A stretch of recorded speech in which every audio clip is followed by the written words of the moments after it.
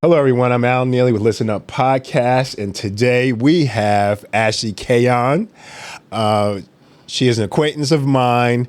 She is a Miami native. She's been transplanted here because of the military. Of course, she's a military wife. She's a mother of two, and she is a photographer, an artist, graphic designer, and she's very active in the art community around here with MoCA and the Virginia Beach Public Arts Committee.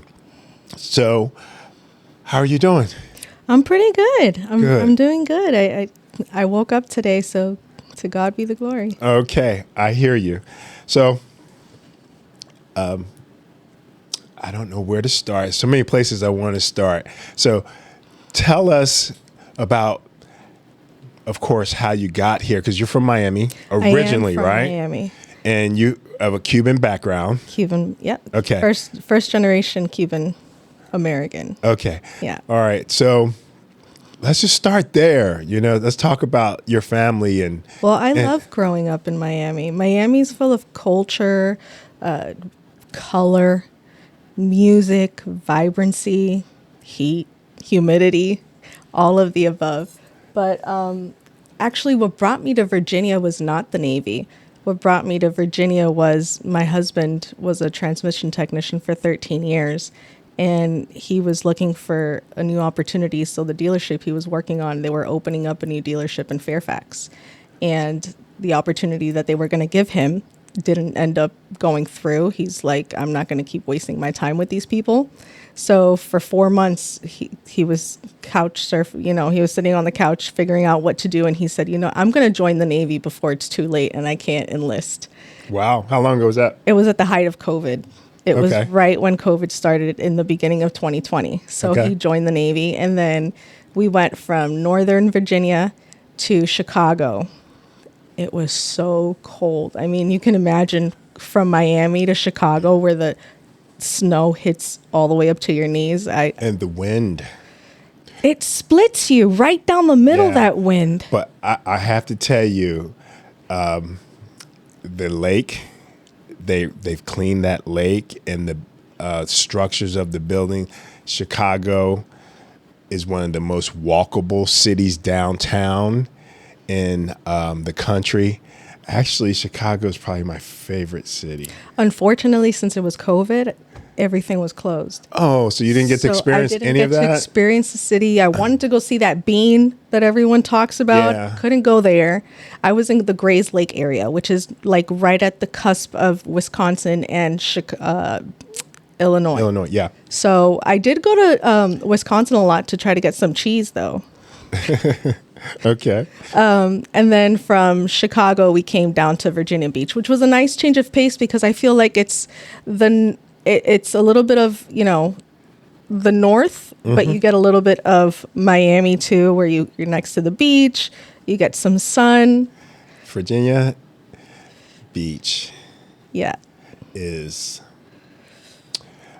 I don't know how to describe it. That assessment of it is fairly accurate, right? It's a nice fusion. It is, because I'm from the north, and I don't like Florida. I don't like the heat. I don't like the humidity. There's a few other things I don't like. I don't like the Traffic. traffic. I don't like the wildlife there. There's things like that. So I'm fine. I'm fine with South Carolina and Georgia because you still have some of that. Plus you have the old world.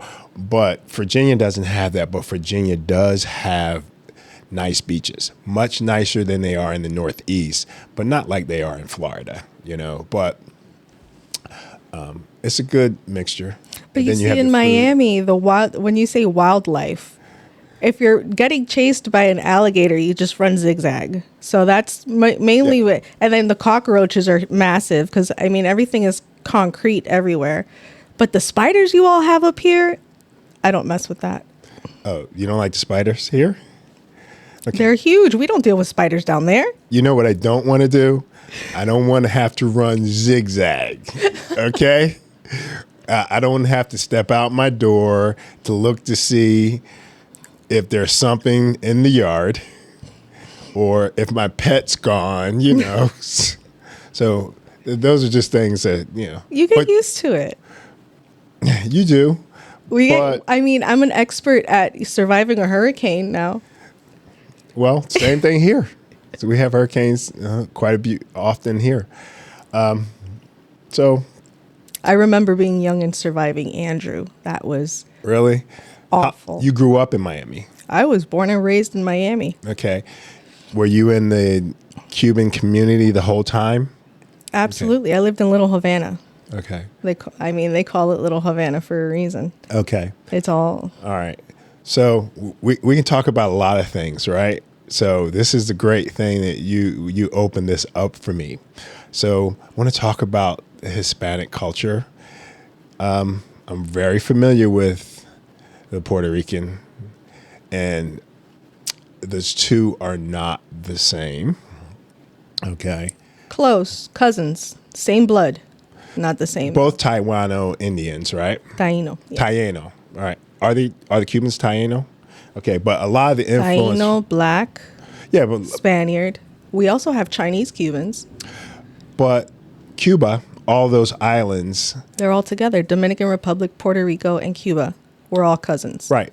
Because of colonialism, that's where the reason you have such a strong African presence is right and spirituality. Because of the diaspora colonialism. Because those were the first places that they dropped off the slaves before having them come to the mainland in America. They would clean them up and get them to the point where they could sell them.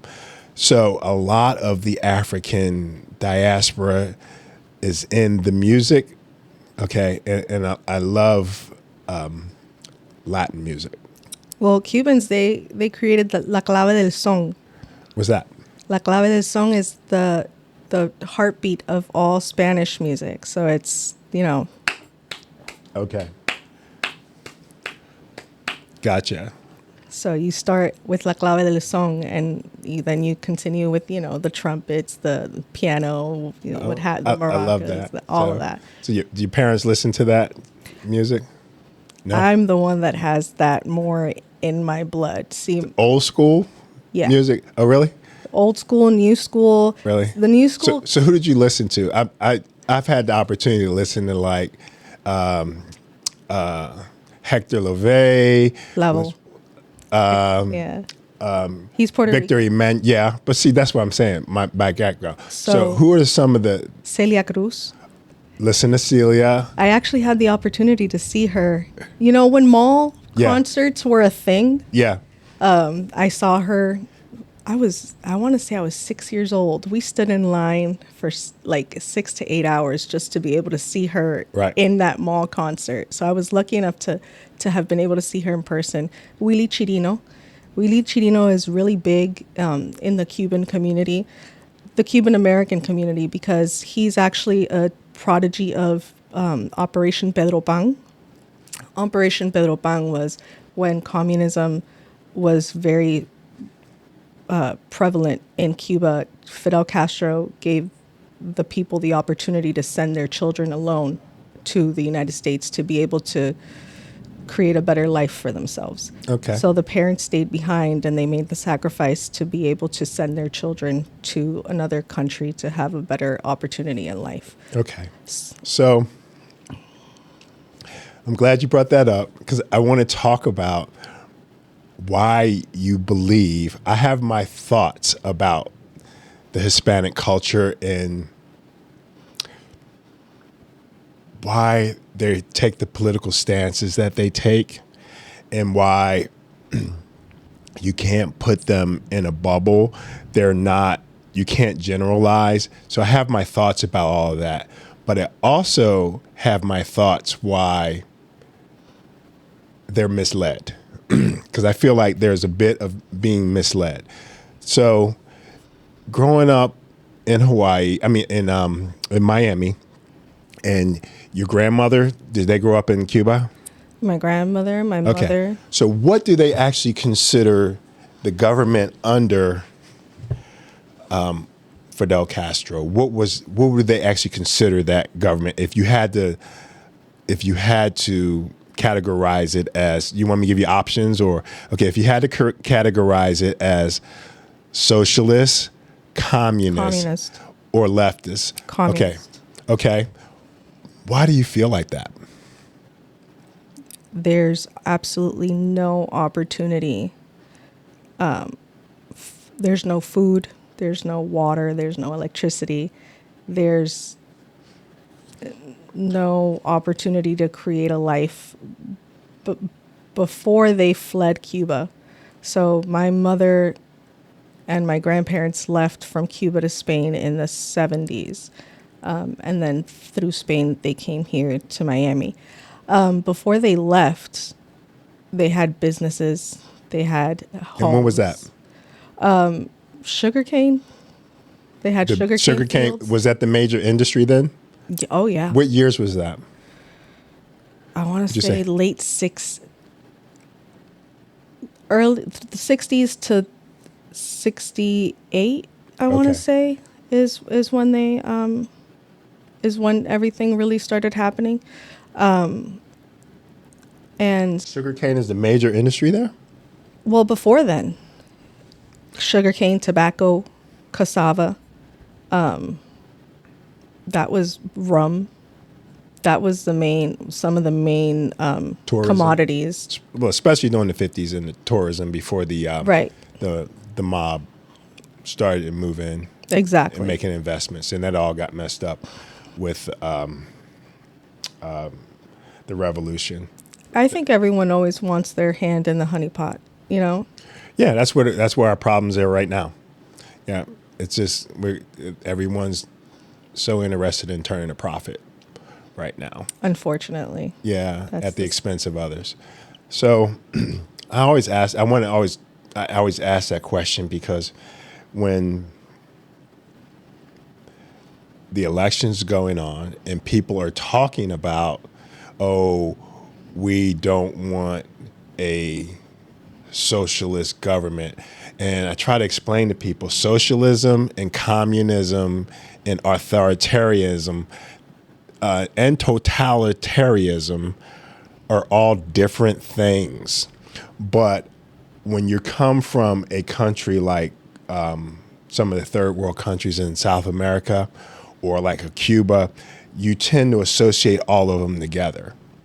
And that's the narrative that I feel like is constantly pushed when they're talking about different political parties. I think it comes from fear, especially a lot of this trauma is generational trauma. You know, it's recycled. And I feel that when you come from a world where everything you've worked so hard for is stripped from you, you don't want to even open Pandora's box to allow the opportunity to have it stripped from you again. So I feel like a lot of that comes from trauma, and it's like trauma bonding, you know, like you usually stick to the people, you choose a devil that you know, right? You don't know any different. You just know what you know, and that's the experience that you have, and that's what you have to go off of. Yeah. I understand. But what I do see a lot happening lately with politics is that it was never so angry, never so ugly, never so radicalized. You had friends that were on either sides of the fence or had different opinions or perspectives, but they were still able to come together and enjoy life. And it wasn't all politics. Your life wasn't just politics. There was so much more to life other than just politics. And I've gotten to the point now where I feel like it's the two wings of the same bird. And I think that it's gotten so divisive that it's just, you have the 1%, the elite, and then there's all the rest of us. And it's easier to keep us all divided so that we don't overthrow the 1%. So I think you're on to something there. I that's stuff that I preach all the time, but that's exactly what it is. It's gotten so ugly that it's just like I kind of just like backed off, and I just don't even. I don't. It's not that I don't pay attention to it, because I do keep myself informed, but I don't want to let it intoxicate my life and what else I got going on. Right. I don't want to let it consume me and just fill me with anger, because I found myself letting it affect me, and the way that I was even behaving at home with my kids and just operating in life, and I didn't like who I was becoming. So I just said, let me take a step back. And honestly, I feel like once I took a step back, I started turning a little bit more towards my faith, and that helped me a little bit more in gaining clarity with who I was, what I wanted, and what all I can do in my little neck of the woods so that I can make my surroundings and my community better. Yeah. So let's talk about your faith. What did you find when you had to take the step back and then immerse yourself into that? I think I found God again. Oh, okay. I grew up I had a very rough childhood. Okay. So most likely, I mean, I already know this, but I would, if I had to guess, I would have studied Catholicism. Yes. Okay. Due to colonialism. Go ahead. Catholicism, yes. But see, in the Cuban, so a lot of Cubans practice, it's not Santeria, it's called Yoruba, which is an extension of Santeria. Ooh, yeah. And they have different, like they have Yemaya, which is the goddess of the ocean. They have Ochun, which is the goddess of the rivers. But when you convert that into Catholicism, it's different virgins, different saints, and they had to do that to code switch almost. Like they were trying to hide their beliefs within the colonialism. Right. So I tend to lean more towards the spirituality aspect of it. Gotcha. I'm not so religious. I hate the institution of religion. I don't think that I need to go to church to find God. I think that we all need to remember that God is within us and God is always walking with us. And you don't need to follow a certain set of rules to be with him and practice his ways. Gotcha. So I grew up with a very rough childhood. And for a long time, I strayed away from God and I questioned all of these things. And then one day I woke up and I'm just like, I'm a hypocrite. I can't be open to the idea of source energy, and I can't be open to the idea of possibly aliens, and I can't be open to the idea of possibly ghosts or spirits or what have you, and deny God and be a hypocrite and say, well, these things might exist, but this one for sure doesn't exist. Right. So I had to look at myself in the mirror and say, well, if these are a maybe, then this has to be a maybe as well. And I have to learn about all of it. And then I read this book. I used to be the kid at church that would sit in the back row and listen to the priest and just like question everything that they would say because it just didn't make sense to me. And then I read this book. It's by a philosopher. His name is Alan Watts, and it's called The Two Hands of God. And it's all about balance. You can't have one without the other. You can't have darkness without light. And as a photographer, there's no color if there's no light pointing to the object. If everything is dark, then there's no color in the room. If you can't take a picture unless you turn on a light. So it really put things in a logical perspective for me.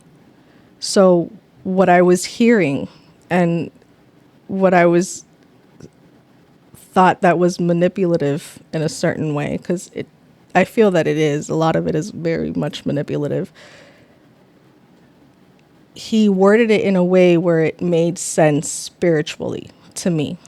And I was like, okay, I see the way that you're working, God. I see what you're doing here. And then I started understanding, and it started leading me towards studying philosophy, because my minor is philosophy. Studying philosophy has inadvertently led me closer to my faith as well.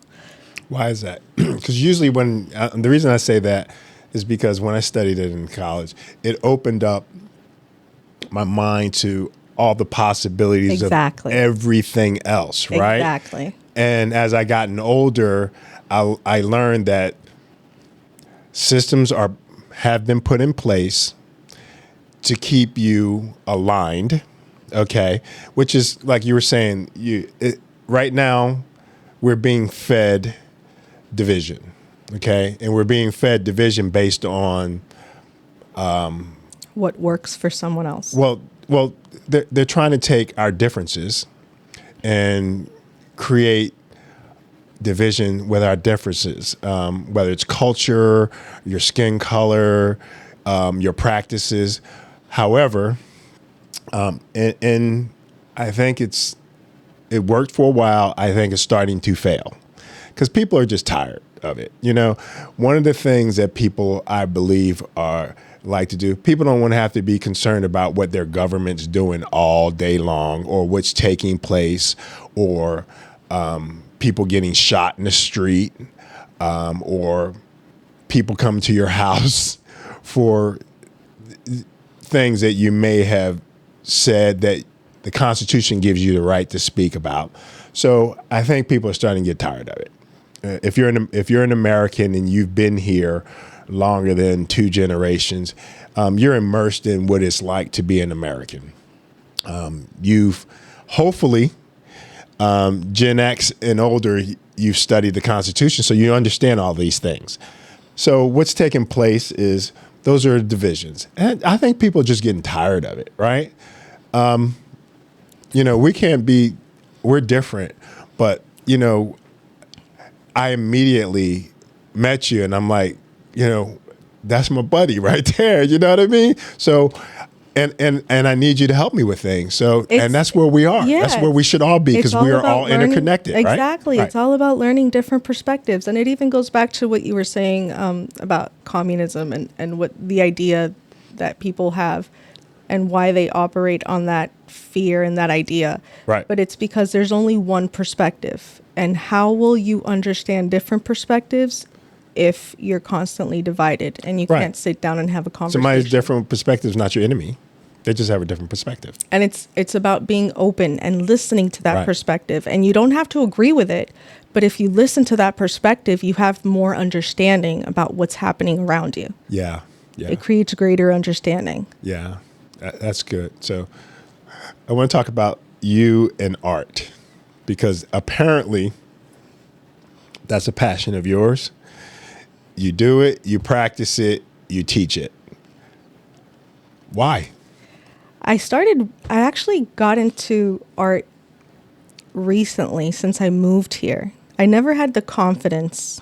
But you've always been involved with it, right? I've always been. Look at your tattoo. Yeah. Okay. You teach it. So what happened? I started with photography. Okay. So my first love has always been photography. When I was in high school, I learned how to, they put you in the dark room, how to load your film. I always say I see better with my eyes closed than my eyes open, because everything always had to be done in the dark. When it comes to loading the film and, doing all that. I think a lot of artists are like that. Yeah, go ahead. So, because you have to rely on your senses, you have to rely on your instinct. And so photography was my first love. And then I did photography when I was in Miami. I actually worked at the Chamber of Commerce for Key Biscayne, which is a small little island where the money's really at in Miami. Nixon had his summer home in Key Biscayne. They call it Nixon Beach now.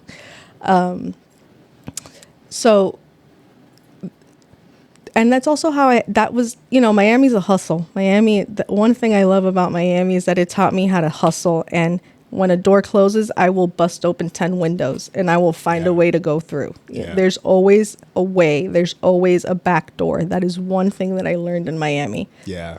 I ran into someone the other day. They were Cuban. And Here? Yeah. Really? Yeah.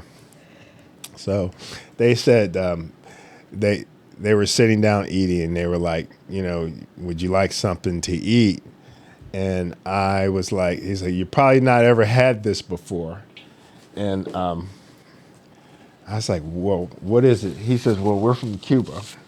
We're from Florida, and we're Cuban, and we're from Miami. Oh, I says, oh, Florida. Oh, no. And he corrected me. He says, we're from Miami.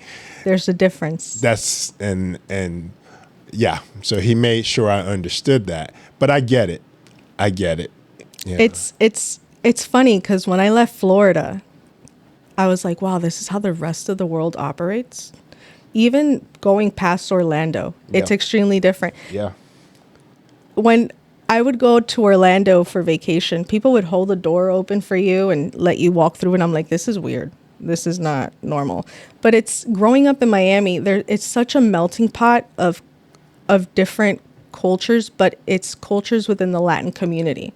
So if you were in Miami, you'd probably be mistaken for a Dominican. It's when I moved here, it was such a culture shock because everyone that looks like everyone here speaks Spanish. Okay. Over here, they speak English. So when I started working my little part-times, I would just bust out in Spanish because that's what I would normally do.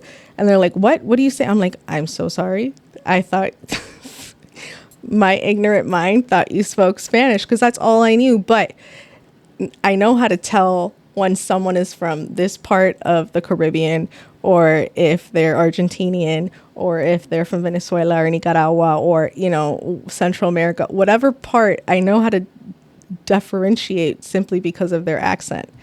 Here, I don't really know where anyone's from because I don't know the accents, It's a hodgepodge. But I just learned about the Tidewater accent a couple years ago. I'm like, I just thought it was like a Southern country accent. Like It's not actually that strong. See? Like you go to North Carolina and it's like from North Carolina down and west, it's like super strong. But it's not that bad here. I'm not familiar with any of it. I have to learn it now. Yeah. So when I left Miami, I was like, man, this is how the rest of the world operates. So in Miami, it's really easy to make money and hustle because there's money everywhere. Right. Here, that's also why I started school, because I'm like, I need to get a degree. I need to back up what I know, because only having experience, these people don't care about experience. They want to see that you also have the knowledge to back up the experience. Right. So, so I left Miami and I stopped photography. I got really tired of taking, where the money's at with photography is families and little kids. And I got real tired of that real quick, not necessarily the picture taking, but the editing of it. I hated, it was just like tedious. I'm like, I'm not getting paid enough for this. So I came up here, I got into school. And when I first got into school, I started doing digital marketing. But that required too much math, and I'm horrible with math. So I changed my major real quick, and I got into graphic design. And when you do graphic design at TCC, you can do vocational classes, and I chose art classes. So I took my first art class with Mr. Williams, best art teacher. I think he's the one that the catalyst that kind of sparked me and gave me the confidence to do what I'm doing. And I took the first class with him, and it was just like, wow, like I should have just been doing this all the time. I love this. And it's become a healing thing for me, because growing up with such a rough childhood, you learn to stay quiet and become a wallflower and just survive. You're in fight or flight half the time. And you don't really learn how to communicate what it is that you're feeling, what your thoughts are, because you're just always told to be quiet and just be there. Yeah. And then through art, I realized that it gave my feelings, my thoughts, it gave it a voice in a way that I normally wouldn't have thought of. I used to do it with photography. I used to use photography as my voice, but not through art. And then I gained a little bit more confidence and I started putting myself out there, and it just kind of took off. And I'm just like, I'm very manic in a sense. When I love something, I do it hard. Okay, which is good. That's the best way to be. Yeah. And the rest is history. Gotcha. Yeah. So how did you how'd you get involved with the Virginia Beach Public Arts Committee? So while I was in school, I was the president of the Student Art League, and I'm 37. So as you know, being in college, I'm one of the older students there. Oh, really? So I was Okay. I was more friends with the professors than I was the actual students, and I used it as a networking opportunity. Like I said, every opportunity is a learning opportunity, Right. and you're put in certain places for a reason. And I just take advantage of every opportunity given to me, no matter what. Right. So I did a lot of networking with the professors, and I did a lot of, I was involved heavily with what was going on in the school. And I met Alicia Sunny Peoples. She was a director of the Student Center. And she said, I think you'd be... Great person. Yeah. Okay. She said, I think you'd be great for this opportunity. I think you should apply. And I'm like, I don't know. Are you sure? I mean, I just graduated. Like, I don't know if they're going to accept me. She's like, just apply. And I applied, and they accepted me. And then she told me about this other opportunity, Gen Mocha Advisory Committee. She's like, just apply. Show up. Show them who you are. Just apply. And I got that opportunity as well. And I'm like, man, maybe I do have something to say. Maybe people do care about what I have to say. Yeah. So talk about the art in this area, especially, Hampton Roads, Virginia Beach area. So tell us how you see it, what you would like to see happen, and just the artists around here that you've met. Talk about those three things.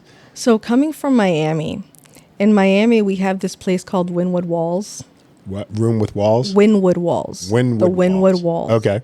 And it's pretty much like it's in this little neighborhood called Wynwood, and all the walls are covered in murals. Some are even tagged up. It's full of warehouses where people do photo shoots, podcasts, all that. They have galleries and stuff. Okay. So I grew up going to Art Basel and all these different things happening in Miami. I would love for Virginia Beach to ultimately become another main hub or main source of art. I would love to see art everywhere like there is in Miami. I mean, you can drive down the highway and you see buildings all tagged up and painted and murals everywhere. Like there's color everywhere.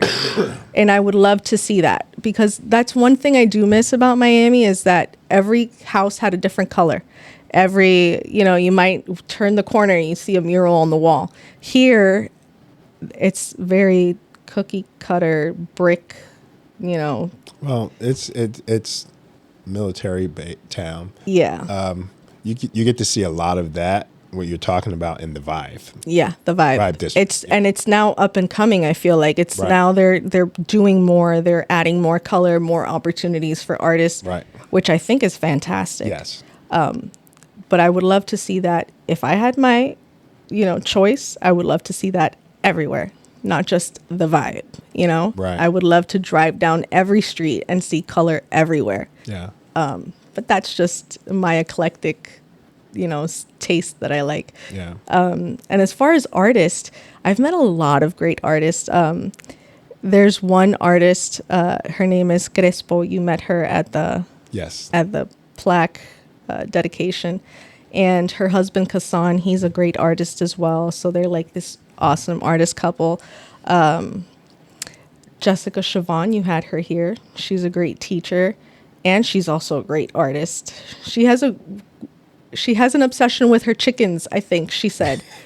And so we were both in a show called Mighty Minis over at the Vibe. Yeah, I went to that show. And she did 3 chickens. Really? Yeah, she did 3. That was this past. April? No. This past year. I can't remember exactly the month. I want to say May. Mighty Minis. I was at September. the one for just before the Christmas. That's the one. Really? The year before that, I feel it was. Okay. It was earlier in the months. Okay. They're constantly busy, so I'm sure like the times are always fluctuating. But I do go to creative mornings at the Creative Well Foundation at the Vibe, and so you meet a lot of different artists, photographers, people doing a lot of fun projects. D. Kane from Virginia Beach, he's everywhere. So there's opportunity if you work hard and you put yourself out there. There's always opportunity, right. And there's always people willing to give you a chance for that, to allow yourself to express yourself in whichever way that you want. Right. So I'm excited to see what's more to come, because this is just like the tip of the iceberg. Yeah. That's awesome. So there's one thing that I read about you in your bio. And you need to explain this to me, okay? You are a member of the Daughters of the American Revolution. All right, now. I am. This is interesting.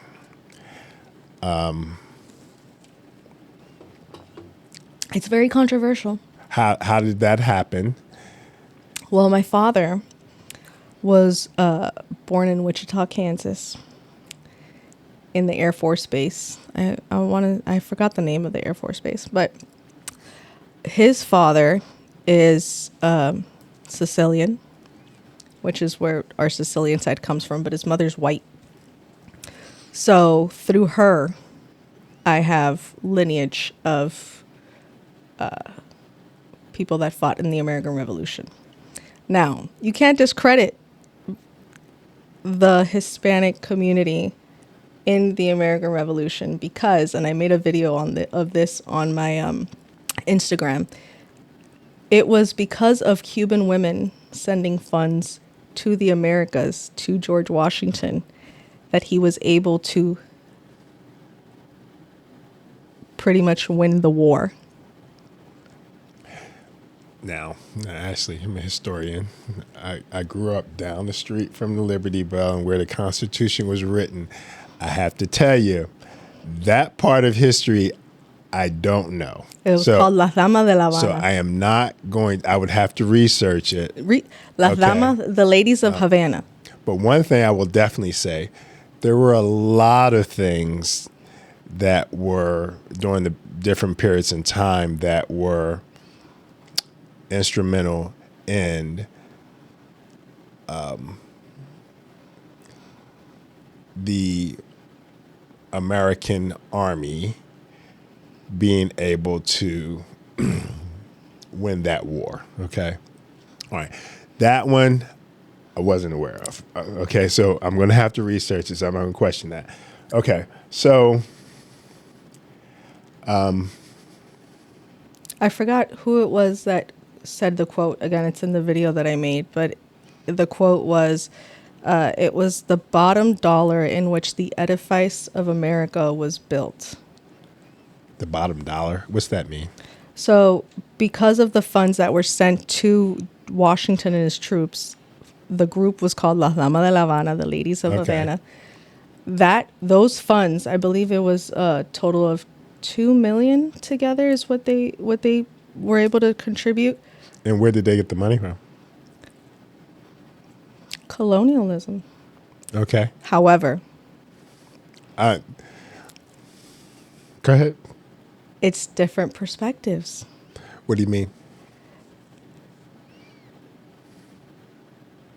It wasn't just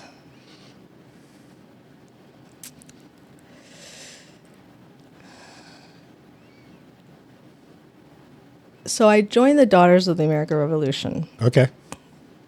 because I wanted more understanding. Okay. And again, different perspectives. So I have Sicilian in me. We came in through Ellis Island. I understand. I have white in me. I have Cuban in me. I understand. So I can't understand and I can't form opinions if I'm not informed Okay. on my history and my past. Okay. Doesn't mean it shapes my opinion, but it does allow me to inform myself of the past. Now, does it mean that the organization now is the same as what it was before? I don't think so. Would I be able to disrupt the room if I stay outside of the room? Or would I be able to disrupt the room if I come into the room? Gotcha. So I didn't think you were wanting to disrupt the room until you just brought it up. However, I think history needs to be told. Okay. One of the things that we do in this country is we diminish the contributions of anything outside of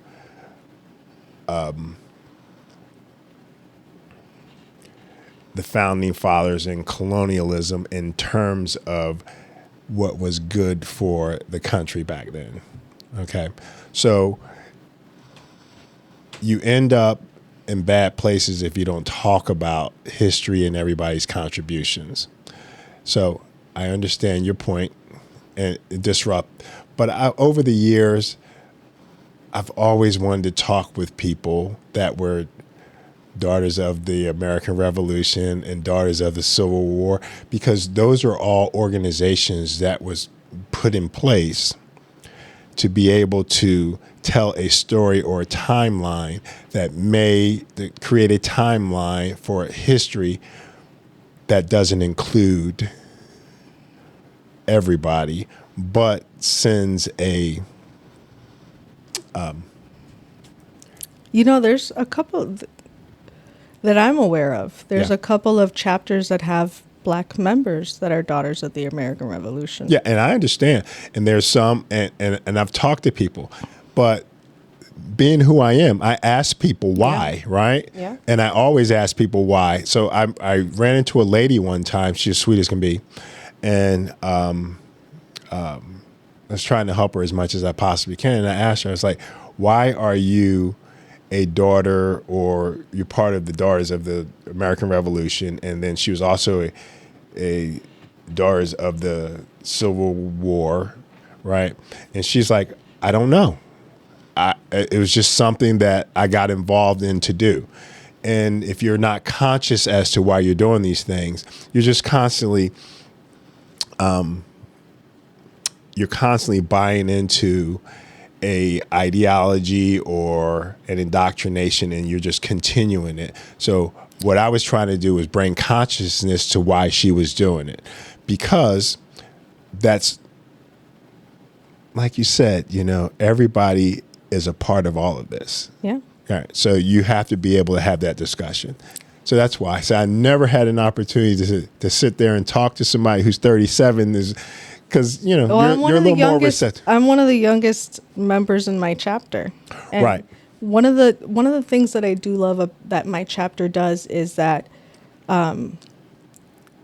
what they solely focus on is helping veterans. If they need, they're constantly gathering up items and toothpaste, socks, whatever they need, funds, whatever veterans need in order to, people that have served this country that they don't have food. They're constantly doing fundraisers and stuff to help these men and women that need it. Yeah, we can't ignore them. I've had family members who've served, and I've seen them come back from wars with Major PTSD. Yes, and it was even before they knew what it was. And It's funny that you say that, because growing up in a very rough childhood, I was diagnosed with PTSD and anxiety.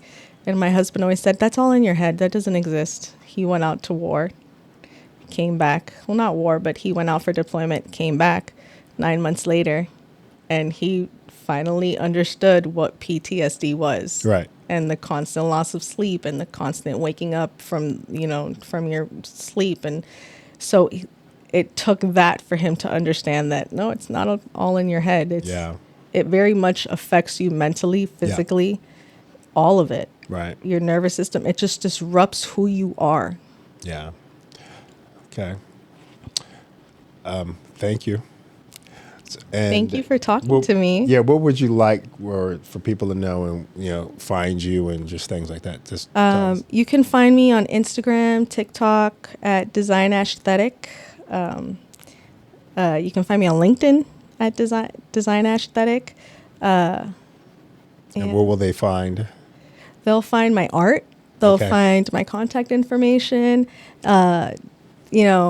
If you want to get me for photography, videography, I'm always here to help. I'm still finishing my schooling, so anytime someone asks me for help, I'm like, yeah, I'll be there and I'll help, because ultimately it's experience that you're gaining and I'm networking myself and putting myself out there. So any opportunity that I can take, I will, no matter what. Okay. But I appreciate you giving me this opportunity and listening to my perspective. Oh, that's great. I mean, we can do it again. Yeah, I would love that. Okay. I got to hook you up with some people too, have them on the podcast. Thank you. I have a huge network of people that I think would be great on this podcast. I appreciate that. Of course. Yes. Yeah. All right. So that concludes today's episode of Listen Up. We'll catch you next time on Listen Up. If you enjoyed today's episode, I'm going to ask you to click on the links below. Follow, subscribe, become part of the conversation. And remember, listen up.